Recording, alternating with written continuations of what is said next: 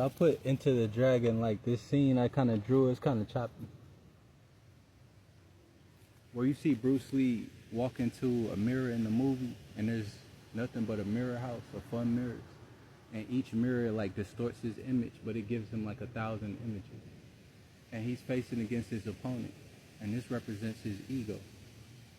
But his opponent shifts behind the mirrors, and the only thing that he sees is himself and all of these mirrors.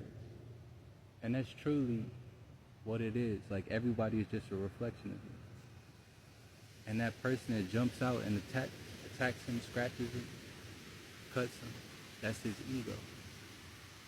And this is why it's called Enter the Dragon. The dragon is from Chinese mythology, even in the Bible, but a dragon is a serpent, and it represents the serpent. Ida and Pingala, the masculine and feminine energies which spiral up through the spine. And so this is about mastering yourself. There's no enemy outside of you when there's no enemy within you. If you ever notice, you see people, before I left to go to Arkansas, I was in St. Louis, and somebody got beat up on the train.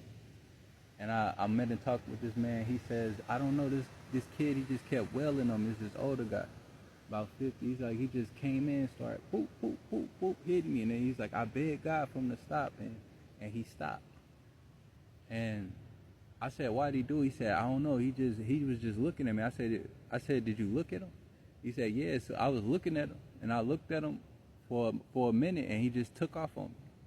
And I said, he was looking for somebody to take that anger out on. If you notice, when somebody's angry, they go looking for a fight. Even when you see them go to a bar, they might try to agitate somebody to start a fight. Or you see somebody so angry, they'll just look in the crowd and look for somebody who makes eye contact. And if you reflect back to them their demon, that's what they attack. And it's just a mirror. If you ever watch the movie Silence of the Lambs, he doesn't kill Clarice. And the reason he doesn't kill Clarice is because she's innocent. He, like Starling, he's like far away Starling, like she's this innocent bird. And the Silence of the Lambs is about her innocence. Like, she couldn't even stand lambs being led to a slaughter. They gave her nightmares. She was innocent, and she only brought the truth and sought the truth, and she was a new recruit for the FBI. And so Hannibal Lecter never planned on killing her or harming her in any way. Even though when they first met, she threatened his ego when she said, why don't you take that high-powered lens and look at yourself and analyze yourself? And this threatened his ego. And so he got upset, but he never planned on attacking her or harming her in any way. In fact, multiple MIGs, when she was walking through, he was masturbating and he threw jizz on her. And the next time she came back through, she said he was dead. Now, he used psychological manipulation to get MIGs to commit suicide, which is a form of witchcraft. And he basically got him to kill himself without touching her. And so he did this because he did that to Clarice. And so this was his way, in his mind, protecting her or avenging her. Maybe both. And so if you notice in the movie, he doesn't kill anybody until they reflect his demons. If they share the same demon, that's when he kills them. And if you notice, he knows all of the killers. Like Buffalo Bill, he remembers them. They're just like him. He knows where they are, what they're thinking. He knows their psychology, what they look like, and everything. He even knew, he hadn't seen them in years, but he knew exactly where he would be at and what he'd be doing. And so there's no enemy outside of you when there's no enemy within you. Like, if you have love outside of you, that's all you're going to see is love. That's what you're going to search for. If you have anger and you're looking to fight, that's what you're going to search for. It's all a reflection of what you have on the inside. And so I'll talk about patterns here and cycles and revolution and breaking the curse. So I noticed that with this MK Ultra that they try to induce on me, it works in cycles. Like sometimes they try to control my emotions because the moon works in cycles. A lot of people who do witchcraft, they do witchcraft on the new moon. On the new moon is where you set your intentions. You plant the seed. On the full moon is when you harvest and you release or you receive your manifestation within that 28 days or that 14 days. And so the moon works in cycles. It cycles through all 12 of the zodiac, and then it becomes full, and then it becomes new again.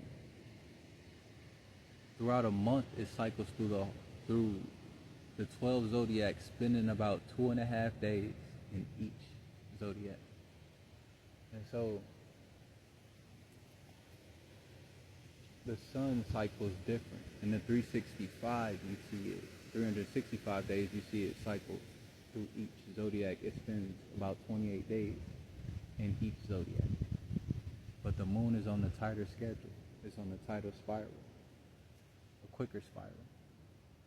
Like Mercury versus Mars. Mercury is the closest planet to the sun. 88 days takes a revolution. Versus Mercury or versus Mars or Venus, which are wider out and have a higher spiral. And so during this time,